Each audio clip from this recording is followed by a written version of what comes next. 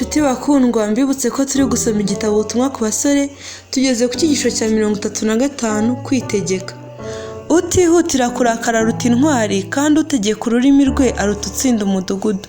Imigani 16 umurongo wa 32. Umuntu watsinze inarijye ashobora guhangana n'umwanzi gica. Igihamya gihebuje ibindi cy'ubupfura bw'umukristo ni ukwitegeka. Umuntu ushobora guhagarara atanyeganyezwa mu mugaru wo guhohoterwa aba umwe mu ntwari z'Imana. Gutegeka umwuka ni ukugenga inarijye ukayitegeka, ni ukurwanya ikibi, ni ukugera ijambo ryose n'igikorwa cyose ukoresheje urugero ngenderwaho rukomeye rwo gukiranuka kw'Imana. Umuntu wamenye gutegeka umwuka we azatsinda gusuzugurwa, kwamaganwa no kubuzwa amahoro duhura nabyo buri munsi, kandi ibyo byose bizarekeraho gutwikiriza umwijima umwuka we. Ni umugambi w'Imana ko imbaraga za cyami zivuye ku ntekerezo zejejwe kandi zitegekwa n'ubuntu bw'Imana zagaragarira mu mibereho y'abantu. Umuntu utegeka umwuka we aba afite izi imbaraga zo kwitegeka. Imico ishimangirwa cyane mu bwana no mu busore. Icyo gihe niho umuntu yagombye kwakira imbaraga zo kwitegeka. Ku mashyiga ndetse no mu muryango niho hatangirwa ibihindura umuntu, kandi ingaruka zabyo zikazaba iz'iteka ryose. Hirya y'impano zose karemano umuntu aba afite, imico yashinze imizi mu myaka y'ubuto niyo izahamya niba umuntu azatsinda cyangwa agatsindwa ku rugamba rw'ubuzima. Mu gukoresha ururimi, bishoboka ko nta kosa ryaba ririho abakuze n'abato babaye biteguye kutagira ijambo basohora aho gukoresha imvugo ikakaye kandi itarangwamo kwihangana. Batekereza ko byaba bihagije kuba wasaba imbabazi ugira uti byari byandenze, ntabwo ibyo navuze ari byo nshaka kuvuga mu by'ukuri. Nyamara ibyo ijambo ry'Imana ntibifata mu buryo bworoheje. Ibyanditswe byera biravuga biti, mbese wabonye umuntu uhuta amagambo? Bakwemera umupfapfa kumurutisha uwo. Umuntu utitangira mu mutima ameze nk'umudugudu usenyutse utagira inkike.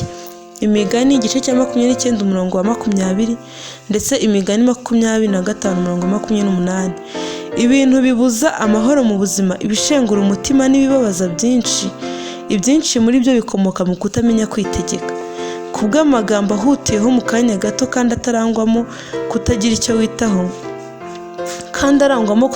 witaho, hashobora kubaho ikibi kidashobora guhanagurwa no kwihana umuntu yagira mu gihe cyo kubaho kwe kose. Mbega uburyo hari imitima yashengutse n'inshuti zitandukanye, ndetse n'ubuzima bwangiritse bitewe n'amagambo ahutiyeho kandi mabi yavuzwe n'abagombaga gufasha abandi kubakiza. Rimwe na rimwe gukora birenze urugero bitera umuntu kunanirwa kwitegeka, ariko Uwiteka ntawahatira gukora ibihutiweho kandi bigoye. Abantu benshi biyikoreza imitwaro Data wo mu ijuru yuje imbabazi atigeze abakorera. Inshingano atigeze agena ko bakora nizo zituma bashihana. Imana yifuza ko dusobanukirwa ko tuba tudahesha izina ryayo icyubahiro igihe twikorera imitwaro myinshi iturenze, maze tukaremererwa mu mitima no mu bwonko, ndetse tukarakara. Tugomba gusohoza gusa inshingano Uwiteka aduha tukamwiringira, bityo imitima yacu igakomeza kuba iyera kandi ikeye kandi yuje neza. Gutegeka kamere. Mu guceceka harimo imbaraga itangaje. Igihe ubwiwe amagambo mabi ntugasubize. Akenshi amagambo asubijwe umuntu arakaye amera nk'inkoni akubiswe, maze akamutera kurushaho kuzabiranywa n'uburakari. Ariko iyo habayeho kwicecekera imbere y'umuntu urakaye, bwa burakari bushira vuba. Ni mutyo umukristo ategeka ururimi rwe, yiyemeze akomeje kutavuga amagambo ahubukiwe kandi atarimo kwihangana. Igihe ategetse ururimi rwe, ashobora kunesha mu kigeragezo cyose cyo kwihangana azahamagarirwa kunyuramo. Mu mbaraga z'ubwe umuntu ntashobora kwitegeka, ariko ku bwa Kristo umuntu ashobora kugira imbaraga zo kwitegeka. Ku bw'imbaraga za Kristo umuntu ashobora gutuma intekerezo ze n'amagambo ye byumvira ubushake bw'Imana. Idini ya Kristo ituma umutima utegeka amarangamutima n'ururimi. Kubw'imbaraga y'ubukristo umwuka wo kurakara vuba uratsindwa, bityo umutima ukuzuramo kwihangana no kugwa neza. Shikama ubutanyeganyega kuri wa wundi ufite ubutware bwose mu ijuru no mu isi. Nubwo akenshi ujya unanirwa kugaragaza kwihangana no gutuza, ntukave ku rugamba. Ubu ongera wiyemeze ukomeje kujya wihangana igihe cyose ushotowe, kandi ntugakure amaso yawe kuri Yesu, icyitegererezo cyawe wahawe nijoro. Nta rwitwazo rwo gukora icyaha. Ntabwo uburyo umushukanyi akoresha agerageza abantu bugomba kuba urwitwazo rw'ibibi umuntu akora. Satani anezezwa cyane no kumva abitwa abayoboke ba Kristo batanga inzitwazo zo kuba kamere yabo igoramye. Izo nzitwazo nizo zijyana ku gukora icyaha. Nta rwitwazo rwo gukora icyaha. Buri mwana w'Imana wese uyizeye kandi wihannye ashobora kugerwaho n'imibereho izira inenge isa n'iya Yesu Kristo. Amen.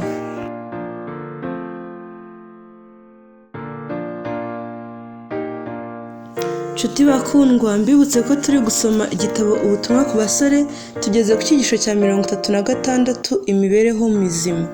Umwami w'ubugingo n'icyubahiro yiyambitse ubumuntu maze bufubika ubumana bwe kugira ngo yereke umuntu ko binyuze mu mpano ya Kristo Imana yari kwiyunga natwe.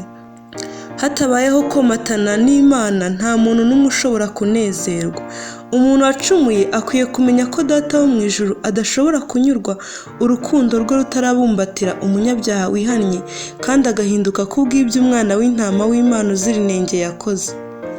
Umurimo w'abatuye ijuru bose ni icyo ugamije.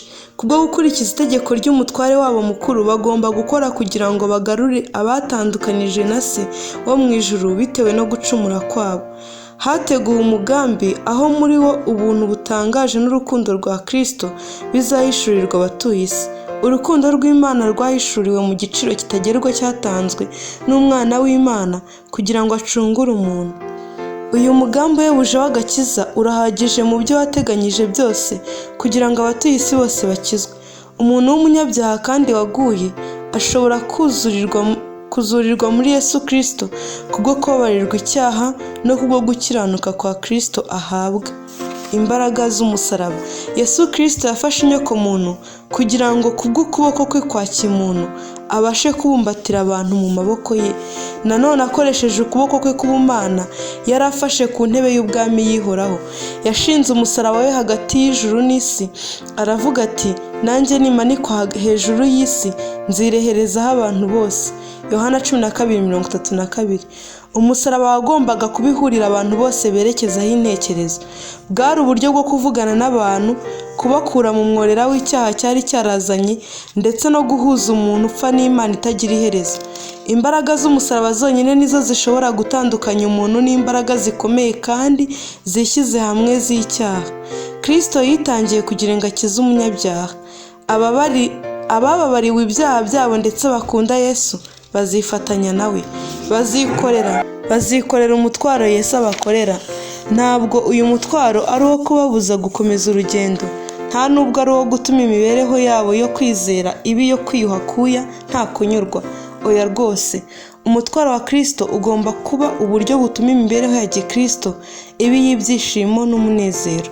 Umukristo agomba kwishima kubwo kwitegereza ibyo Uwiteka yakoze ubwo yatangaga umwana we w'ikinege ngo apfire ab'isi kugira ngo umwizera wese atarimbuka ahubwo ahabwe ubugingo buhoraho. Kuba indahemuka kuri Kristo. Abantu bahagarara munsi y'ibendera risize amaraso ry'igikomangoma Emmanuel bakwiriye kuba abasirikare b'indahemuka mu ngabo za Kristo. Ntibakwiriye na rimwe kuba abahemu n'abanyabinyoma. Benshi mu basore bazagira ubushake bwo guhagararana na Kristo, igikomangoma cy'ubugingo, ariko nibashaka gukomeza guhagararana nawe bagomba guhora bahanze amaso Yesu, umugaba wabo, kugira ngo abahe amabwiriza. Ntabwo bashobora kuba abasirikare ba Kristo kandi ngo bagire ubufatanye na Satani ndetse bagire icyo bafasha ku ruhande rumwe, kuko bagenje batyo baba bahindutse abanzi ba Kristo, baba batatiye icyizere gikomeye bagiriwe. Icyo gihe bahinduka umurungu uhuza Satani n'abasirikare nyakuri, ku buryo binyuze muri bene ibyo bikoresho umwanzi yabona uko akora ubudatuza kugira ngo anyage imitima y'abasirikare ba Kristo. Nshuti basore muvuga ko muri abasirikare ba Yesu Kristo, ndababaza nti ni uruhe rugamba mujya murwana? Mbese ni ibiki mwiyemeje gukora? Igihe ijambo ry'Imana ryashyiraga ku mugaragaro imirimo yanyu, mbese mwanze gukora ibyo ribasaba bitewe n'uko ritahuje n'ibyo mwishakiraga? Mbese gukururwa n'iby'isi byaba byarabakuye mu murimo wa Kristo? Satani ari gukora ahimba ibirangaza n'ibigusha byinshi, kandi kubwo gucumura bigaragara ko ari ibintu bito. Satani abajyanye kure ya Yesu. Ubwo nibwo noneho ibirangaza byinshi bishyirwa imbere yanyu kugira ngo bibatware, bibakure ku Mana burundu. Izina ryawe rishobora kuba ryanditswe mu bitabo by'itorero kandi ukavuga ko uri umwana w'Imana, nyamara urugero utanga n'impinduka uteza mu bandi bigaragaza imico ya Kristo uko itari, bityo ugatera abandi kuva kuri Kristo. Nta munezero, nta mahoro, nta n'ibyishimo umuntu uvuga ko ari umwizera yagira, kandi ngo ubugingo bwe bwose butarirundumuriye mu murimo w'Uwiteka yamuhaye gukora. Kubwo kutihana, kutatura no kutiyegurira Imana, ahubwo ukarushaho kwiyegurira isi, ndetse mu rugamba akajya ku ruhande rwa Satani aho kujya ku ruhande rwa Kristo, uyu muntu ahora yinjiza iby'isi mu itorero.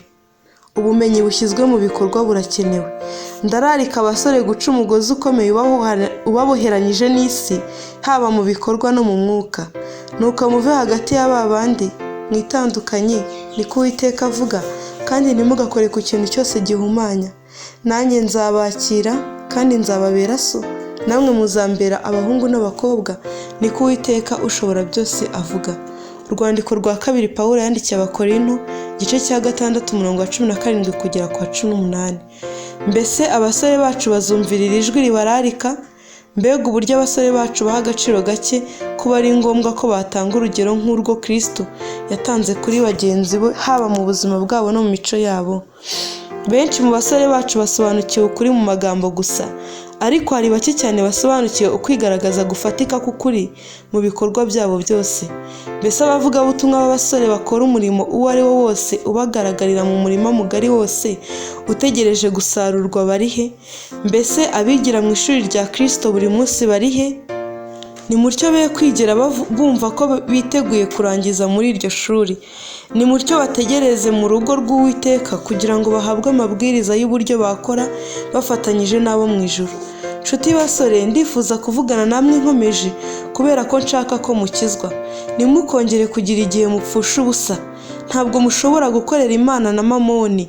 Mushobora kugaragara inyuma ko muri aba Kristo, ariko si igihe ibigeragezo bije, igihe mugeragejwe bikomeye, mbese aho muri rusange nimutezuka ubusabane bwa Gikristo.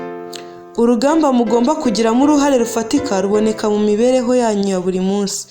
Mbese mu bihe by'ibigeragezo ibyifuzo byanyu nimuzabibangikanya n'ijambo ry'Imana, maze mukagisha Yesu inama musenga mumaramaje. Benshi muri mwe muvuga ko kujya mu bitaramo za konseri ukirengagiza amateraniro yo gusenga, cyangwa kuba basiba amateraniro aho abagaragu b'Imana bagomba kuvugira ubutumwa buvuye mu ijuru nta kibi kirimo. Kuri mwe kubaho Kristo yavuze ko akwiriye kuba byabazanira amahoro. Abanyurwa n'amagambo ya Kristo ntibazirengagiza amateraniro yo gusenga cyangwa amateraniro y'aho intumwa y'Imana yoherejwe igiye kubabwira ibyerekeye inyungu z'iteka ryose.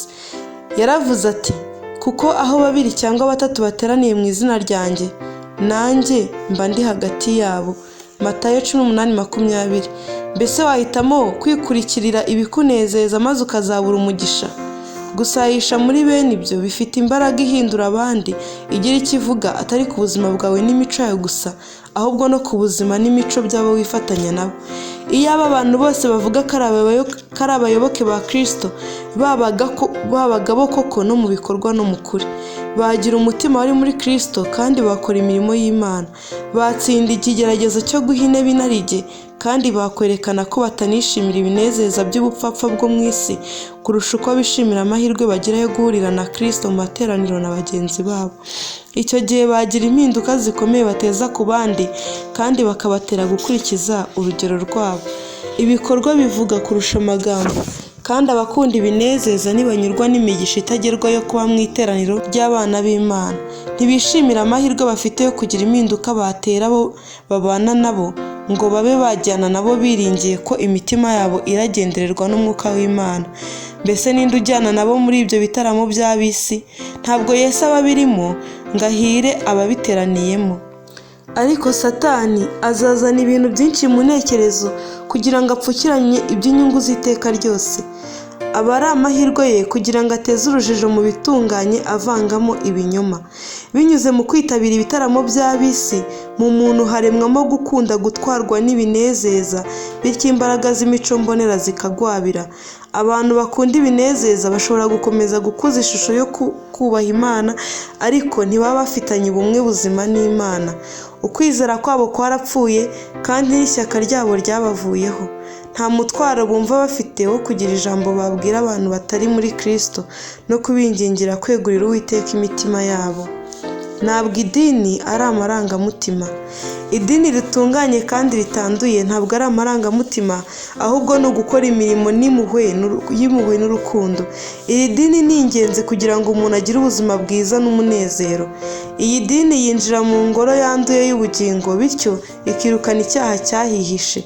Iyo iyi dini yimitswe mu mutima, yeza ibihari byose kubwo kuhaba kwayo, maze ikamurikira umutima ikoresheje imyambi irabagirana ya zuba ryo gukiranuka. Rikingura amadirishya y'ubugingo rikayerekeza mu ijuru, maze imirasire y'urukundo rw'Imana ikinjira. Iyo dini izana n'amahoro no gutuza, bitewe n'uko umwuka w'ijuru uba wuzuye ubugingo. Imbaraga z'umubiri, z'ubwenge n'iz'umutima ziriyongera. Kristo aremwa muri twe, we byiringiro by'ubwiza. Amen.